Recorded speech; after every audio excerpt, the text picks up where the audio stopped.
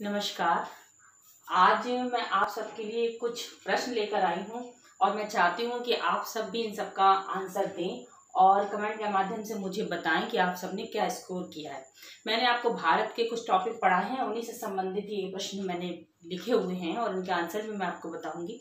लेकिन फिर भी आप ईमानदारी से ये बताइएगा कमेंट करके कि आपके इसमें से कितने आंसर सही आए। ज़्यादा प्रश्न मैंने लिए नहीं है, मात्र 15 प्रश्न हैं जिनके उत्तर आप सबको मेरे साथ साथ आपको पता होना चाहिए। उसके बाद कमेंट के माध्यम से आप मुझे बता सकते हैं कि आपने इतना स्कोर किया, ताकि मैं भी जान सकूं कि मैं जो पढ़ाती हूं वो आप तक पहुंच भी रहा है या नहीं।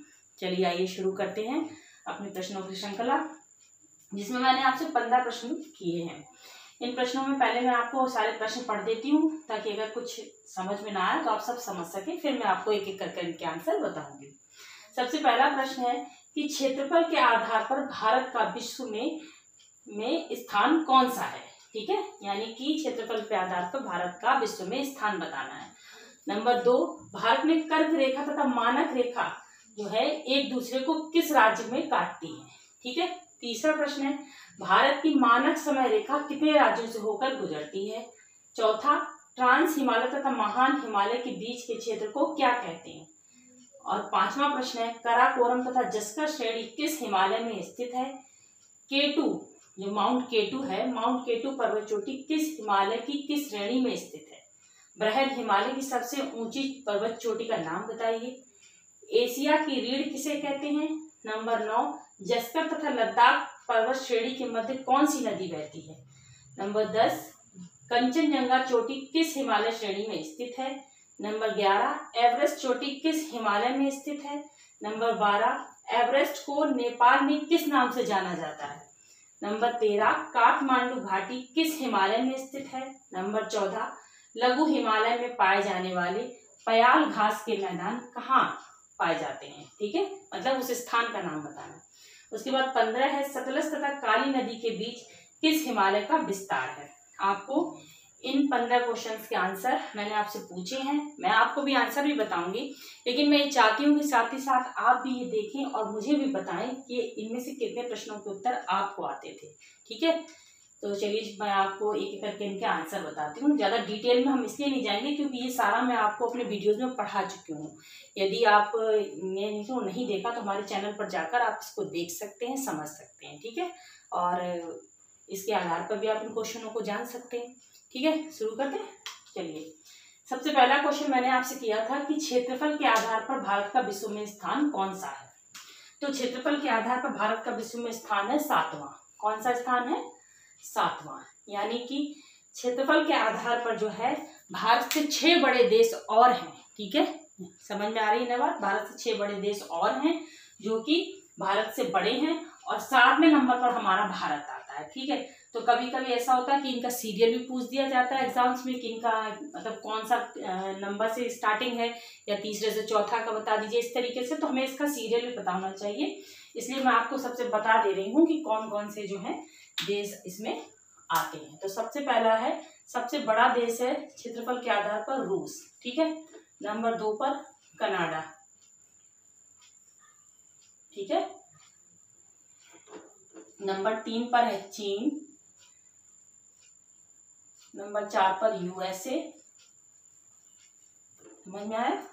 1 2 3 4 हो गए। और नंबर 5 पर है ब्राजील।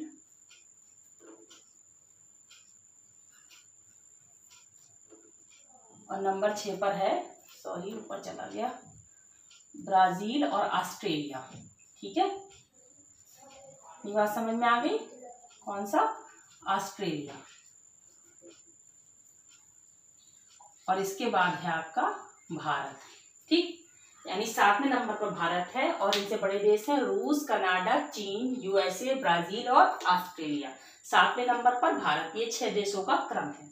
ये मैंने आप क्रम से, ये जो मैंने लिखे हुए हैं, इससे आप इनके क्रम को भी याद कर सकते हैं। ठीक है, अब सेकंड नंबर का क्वेश्चन है, भारत में कर्क रेखा तथा मानक समय रेखा एक दूसरे को किस राज्य में काटती हैं? ठीक है, भारत में मैंने आपको बताया था कि एक 23.5 डिग्री की जो 23.5 डिग्री नॉर्थ की जो रेखा उसे कहते हैं कर्क रेखा। ठीक है, जो भारत के 8 राज्यों से होकर गुजरती है। मैं आपको पिछले वीडियो में सिखा चुकी हूँ, बता चुकी हूँ, आप उसमें भी देख सकते हैं। और मैंने बताया था कि मानक समय रेखा जो भारत के स्थानीय समय को निर्धारण करती है, भारत में हर स्थान पर एक सा समय हो इस तरीके को जो निर्धारण करती है वो होती है मानक समय रेखा। ये जब ये एक रेखा देखिए, एक रेखा जो है वो इस तरीके से है क्षैतिज, एक रेखा लंबवत गुजर रही है। तो ये दोनों रेखा जब इस तरह से गुजर रही है तो किसी न किसी स्थान पर जो काटती हैं उस स्थान के बारे में पूछ रहा है क्वेश्चन की जो है भारत में मानक समय रेखा और भारत की जो कर्क रेखा है वो किस राज्य पर काटती हैं। तो उस राज्य का नाम है छत्तीसगढ़। क्या नाम है? छत्तीसगढ़। सेकंड क्वेश्चन का आंसर हो जाएगा छत्तीसगढ़। ठीक, इसके बाद तीसरा क्वेश्चन जो है वो है आपका भारत की मानक समय रेखा कितने राज्यों से होकर गुजरती है? ठीक, इसके लिए मैंने आपको बताया था कि भारत की जो मानक समय रेखा है, कर्क रेखा नहीं बात हो रही। देखिए इस चीजों को मैं ध्यान देना, जब भी हम एग्जाम करने चलते हैं तो एग्जाम में क्वेश्चन की भाषा पर हमें बहुत ध्यान देना है कि लैंग्वेज पर। अब हम जल्दी में हो तो कर्क रेखा और मानक रेखा को एक ही मानकर गलत कर देंगे, 8 राज्यों से कर देंगे, जबकि 8 राज्यों से कर्क रेखा गुजरती है, मानक समय रेखा गुजरती है हमारी 5 राज्यों से होकर। तो इसका आंसर हो जाएगा 5 राज्यों से। ठीक है,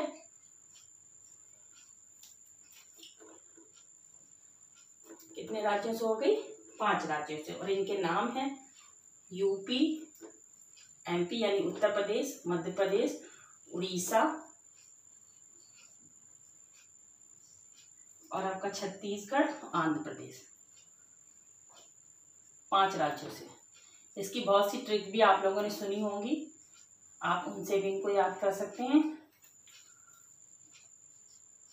या फिर अगर आपको ऐसे ही याद हो जाता है तो बहुत अच्छी बात है, पर याद होना चाहिए, बस मेन बात इतनी है, जैसे भी याद हो। ठीक, और रटने का मैंने हमेशा कहा है कि रटने का प्रयास नहीं करना है, समझने का प्रयास करना है। अगर समझ के पढ़ेंगे तो वो स्थायी ज्ञान होगा, और अगर रटेंगे तो चंद दिन तो याद रहेगा, उसके बाद सब भूल जाएंगे। ठीक है, तो हमें प्रयास ये करना है कि इन चीज़ों को समझ सके। तो मैंने आपको भारत की मानक समय रेखा बहुत अच्छे से पिछले वीडियो में पढ़ाई है, अगर आप उनको देखेंगे तो आपको जरूर समझ में आ जाएगी। तो इसका आंसर हो गया 5 राज्य। कौन कौन से मैंने बताए? भारतीय मानक समय रेखा के उत्तर प्रदेश, मध्य प्रदेश, उड़ीसा, छत्तीसगढ़ और आंध्र प्रदेश। ठीक है, ये हो गया। अब हम आ जाते हैं, ये तो भारत से सामान्य परिचय से मैंने आपसे क्वेश्चन किए। अब हम आते हैं भारत के उत्तर पर्वतीय क्षेत्र यानी हिमालय से संबंधित क्वेश्चन अब लेते हैं। तो पहला क्वेश्चन इसमें या चौथे नंबर का क्वेश्चन है जो है वो है ट्रांस हिमालय तथा महान हिमालय के बीच स्थित क्षेत्र को क्या कहते हैं? मैंने आपको बताया था कि जो ये जितने भी हिमालय हैं, देखिए इधर समझने की कोशिश कीजिए। जैसे कि ये ट्रांस हिमालय, ये बृहद हिमालय और और ये लघु हिमालय और ये शिवालिक, ये 4 श्रेणियों में मैंने हिमालय को आप लोगों को पढ़ाया है, जिसे इनको बांटा गया है। ठीक है, तो मैंने बताया था इनके बीच में जो मध्य की जगह है इनको कुछ नाम दिए गए हैं। ठीक है, तो मेरा प्रश्न जो आपसे पूछ रहा है वो ये पूछ रहा है ट्रांस हिमालय यानी ये जो सबसे प्राचीन वाला हिमालय है, और ये बृहद हिमालय यानी इन दोनों हिमालयों के बीच का जो स्थान है इसे क्या कहते हैं, इसका नाम क्या है? तो इसका नाम है सचर जोन। इस जोन को हम लोग क्या कहते हैं? सचर जोन या फिर हिंज लाइन। क्या बोलते हैं? सचर जोन या हिंज लाइन। ठीक, या फिर hinge line.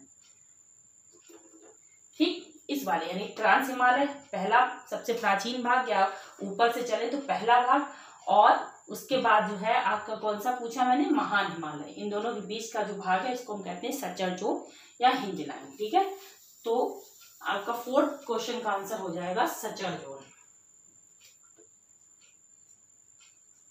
Suture zone. Okay,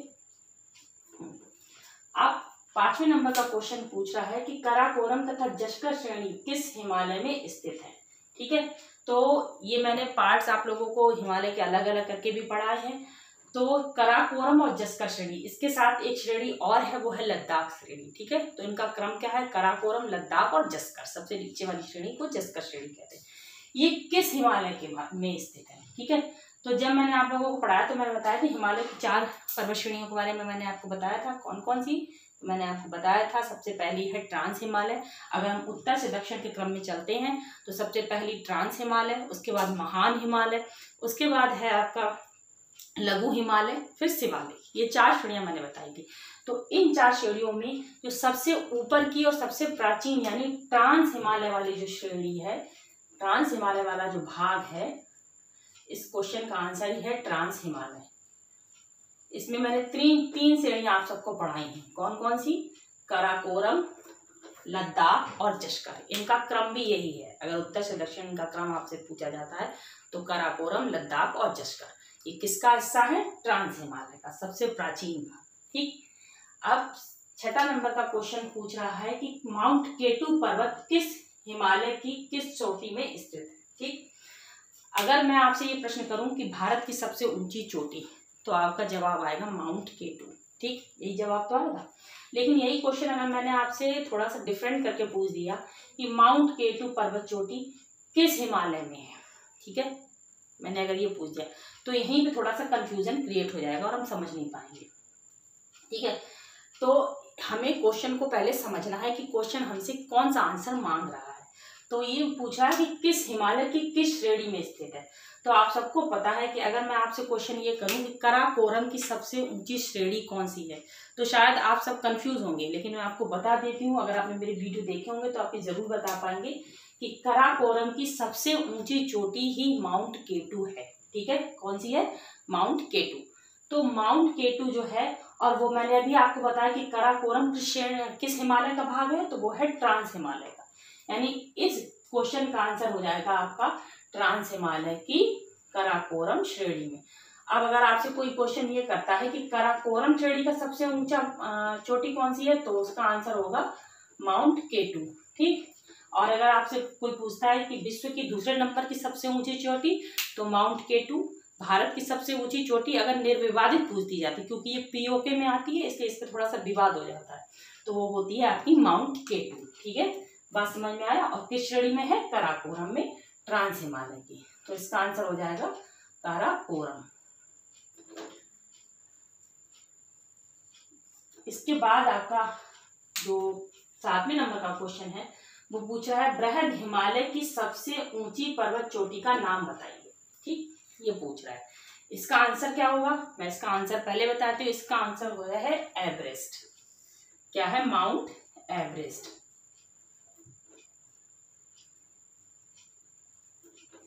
ठीक, क्या आंसर है? Mount Everest. अब अगर सीधे सीधे प्रश्न किया जाए कि विश्व की सबसे ऊंची पर्वत चोटी, मुझे लगता है छोटा सा बच्चा भी बता लेगा कि माउंट एवरेस्ट। लेकिन इसी प्रश्न को अगर थोड़ा सा घुमाकर पूछ दिया जाए कि बृहद हिमालय की सबसे ऊंची चोटी कौन सी होगी, तो वो होगी माउंट एवरेस्ट। तो उसमें कंफ्यूज हो जाते हैं ज्यादातर लोग, लेकिन हमें पता होना चाहिए कि वो हमें इस तरीके से भी पढ़ना है कि कौन सी हिमालय की चोटी कौन सबसे ऊंची है। ये बात भी हमें पता होनी चाहिए। अगर क्वेश्चन घुमा दिया जाए तो हम उसमें कंफ्यूज नहीं हो। जो श्रेणियां मैंने बांटी हैं, सबसे पहले ट्रांस हिमालय, फिर बृहद हिमालय। तो ट्रांस हिमालय की सबसे ऊंची चोटी कौन सी है? माउंट केटू। बृहद हिमालय की सबसे ऊंची चोटी कौन सी हो जाएगी? एवरेस्ट। जो विश्व की भी सबसे ऊंची पर्वत चोटी है या बृहद हिमालय की सबसे ऊंची पर्वत चोटी पूछ दी जाए तो उसका आंसर भी आपका हो जाएगा माउंट एवरेस्ट। ठीक, अब एशिया की रीढ़ किसे कहते हैं? ठीक, एशिया की रीढ़ कहते हैं काराकोरम। काराकोरम श्रेणी जो है उसे कहा जाता है एशिया की रीढ़।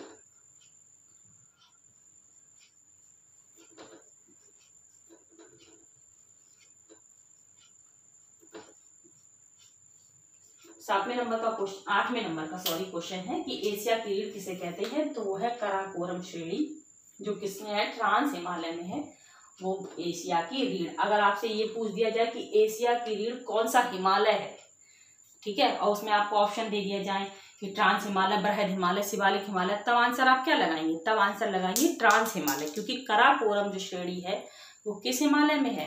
वो है आपकी ट्रांस हिमालय में। अगर आपको ऑप्शन में काराकोरम दे दिया जाए, जस्कर, लद्दाख या पीर पंजाल दे दिया जाए, तब आंसर आप लगाएंगे काराकोरम। देखिए, क्वेश्चन भी पढ़िए, साथ में उसके ऑप्शन भी पढ़िए, तब हमें समझ में आएगा कि हमारा जो है वो कैसा चल रहा है। ठीक है, या हमें आंसर क्या लगाना है। ठीक, अब 9वें नंबर का क्वेश्चन है आपका, जस्कर तथा लद्दाख पर्वत श्रेणी के मध्य कौन सी नदी बहती है। ठीक है, ये भी मैंने आपको बताया है, जस्कर तथा लद्दाख श्रेणी।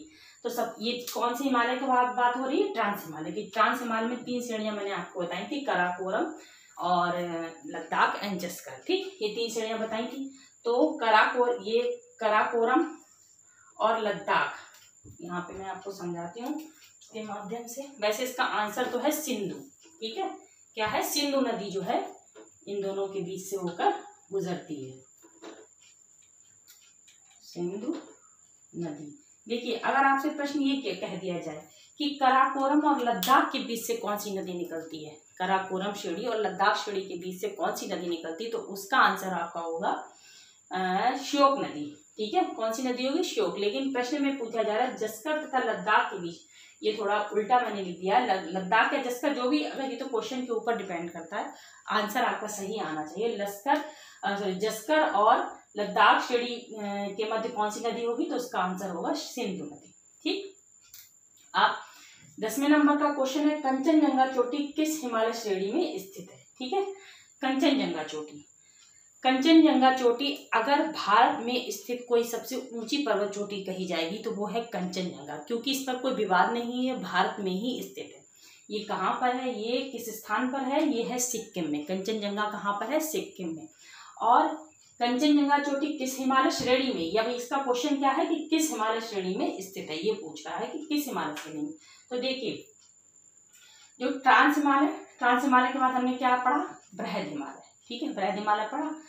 तो जो बृहद हिमालय चोटी का ही भाग है आपका कंचनजंगा चोटी। जो कहाँ, कंचनजंगा, यानी कि कंचनजंगा चोटी किस हिमालय श्रेणी में स्थित होगी, आपकी बृहद हिमालय में।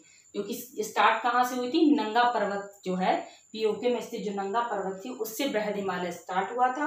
और नामचा बारवा पर्वत जो है, जो कि आपका अरुणाचल प्रदेश असम में पड़ता है, वो जो है वहां पर जो है इसका भारत में इसका विस्तार वहां तक है। उसी में सिक्किम स्थान है, उस पर कंचनजंगा चोटी है।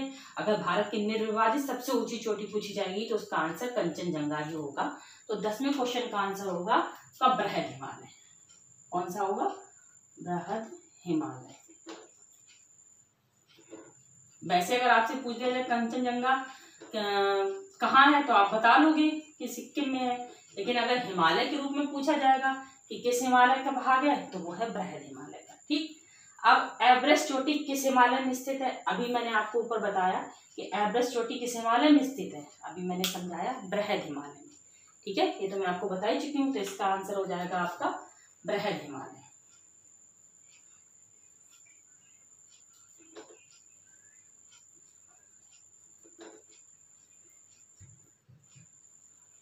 ठीक है, अब इसके बाद 12वें नंबर का क्वेश्चन है कि एवरेस्ट को नेपाल में किस नाम से जाना जाता है।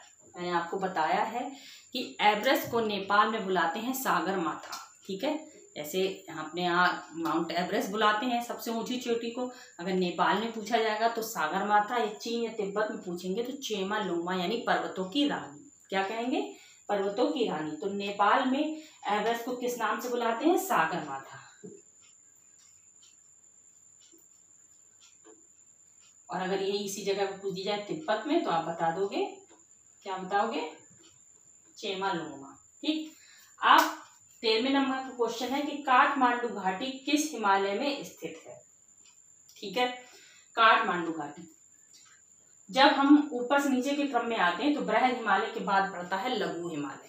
तो उसे जो है स्थानीय तौर पर अलग अलग नामों से जानते हैं। जैसे कि उसे कश्मीर में उसको जानते हैं पीर पंजाल के नाम से। ठीक है, हिमाचल प्रदेश में धौलाधर के नाम से, उत्तराखंड में नाग टिब्बा की पहाड़ियाँ, ऐसे ही जो है नेपाल में उसको बोलते हैं महाभारत। लघु हिमालय को अलग अलग कहना चाहिए प्रांतों में अलग अलग नाम से जानते हैं। जैसे कि मैंने आपको बताया कश्मीर में उससे बुलाते हैं पीर पंजाल, हिमाचल प्रदेश में लघु हिमालय को क्या बुलाते हैं, धौलाधर बुलाते हैं, उत्तराखंड में इनको कौन सी पहाड़ियाँ बुलाते हैं, नाग टिब्बा की पहाड़ियाँ।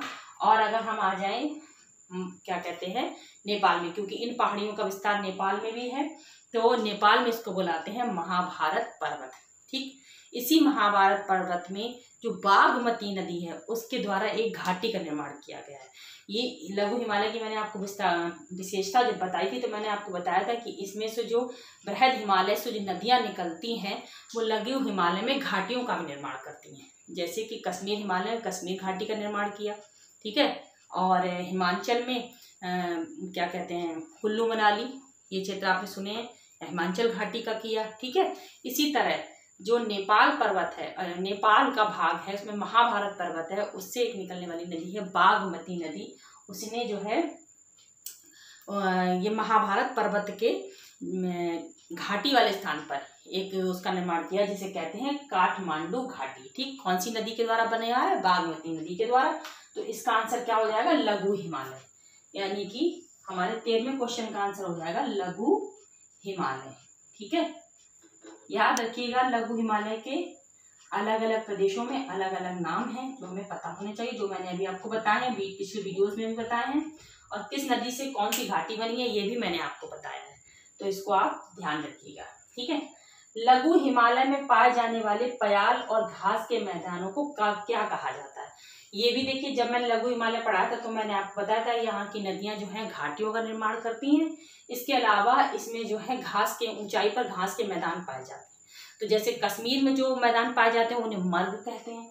इसी प्रकार उत्तराखंड में भी कुछ घास के मैदान पाए जाते हैं, हिमाचल में भी पाए जाते हैं। तो जो उत्तराखंड में जो बयाल या बुग्याल या पयाल घास के मैदान जो होते हैं ये कहाँ पाए जाते हैं? उत्तराखंड में। इन घास के मैदानों को उत्तराखंड में क्या कहते हैं? पयाल या बुग्याल। देखिए कहीं कहीं पे आपको इसका आंसर हिमाचल प्रदेश भी मिल सकता है, क्योंकि ये हिमाचल प्रदेश और उत्तराखंड की सीमा पर ही ये जो है घास के मैदान है। तो इसमें कंफ्यूज मत होइएगा, ये आपके ऑप्शन पर डिपेंड करेगा, ठीक है। इसके बाद आता है सतलज तथा काली नदियों के बीच किस हिमालय का विस्तार है? तो मैंने आपको बताया था कि जो सिडनी बुराड़ महोदय हैं उन्होंने हिमालय का जो विभाजन है वो नदियों के आधार पर किया है। तो अब ये प्रश्न कर रहा है आपसे सतलज तथा काली नदी के बीच, तो मैं इसका आंसर पहले आपको बता दूं। सतलज तथा काली नदी के बीच कौन सा हिमालय? कुमायूं हिमालय। कौन से हिमालय का विस्तार है? कुमायूं। अब यहीं पर अगर आपसे प्रश्न ये पूछ दिया जाए कि सिंधु तथा सतलज के बीच कौन से हिमालय का विस्तार है, तो उसका आंसर हो जाएगा कश्मीर या पंजाब हिमालय, ठीक है। और यदि पूछ दिया जाए कि सतलज, ये देखिए क्रम है जो मैंने आपको पिछले वीडियो में बताया था, अगर आपको याद हो तो सबसे पहले सिंधु, सतलज, काली, तिस्ता और आपकी लास्ट नदी जो होती है वो है आपकी दिहांग नदी जो असम में बहती है, ठीक है। सिंधु, सतलज, काली, तिस्ता और दिहांग। तो अगर सिंधु और सतलज के बीच में पूछ दिया जाएगा तो होगा आपका पंजाब हिमालय, ठीक है। और यदि आपका सतलज और काली के बीच में पूछ दिया जाए तो कुमायूं हिमालय, और यदि काली और तिस्ता के बीच में पूछ दिया जाए तो नेपाल हिमालय, और यदि तिस्ता और दिहांग के बीच में पूछ दिया जाए तो असम हिमालय। यानी कि इन सारी नदियों के क्रम के हिसाब से हिमालयों का भी परिवर्तन है, ठीक है। तो इस क्वेश्चन का आंसर 15वें क्वेश्चन का आंसर क्या होगा? सतलज तथा काली नदी के बीच किस हिमालय का विस्तार है? तो वह है कुमायूं हिमालय। और ये जो नदियों के आधार पर विभाजन किया था वो किसने किया था? वो किया था सिडनी बुराड़ महोदय ने, ठीक है। अब मुझे आशा है कि इन 15 क्वेश्चन में से आपको जहाँ तक है 13 क्वेश्चन तो पता ही होंगे। अगर आपने मेरे वीडियो को बहुत ध्यान से देखा है तो आप सब इन क्वेश्चनों के, मैं तो उम्मीद करती हूँ कि 15 के 15 के आंसर आपको पता होंगे। फिर भी अगर कोई भी कंफ्यूजन होगा आप तो आप मुझसे पूछ सकते हैं, मैं बताऊंगी। आप सब अपना स्कोर ज़रूर मुझे कमेंट्स के माध्यम से बताइएगा ताकि थोड़ा सा खुश मैं भी हो लूँ कि मेरा पढ़ाया कुछ समझ में आ रहा है। धन्यवाद।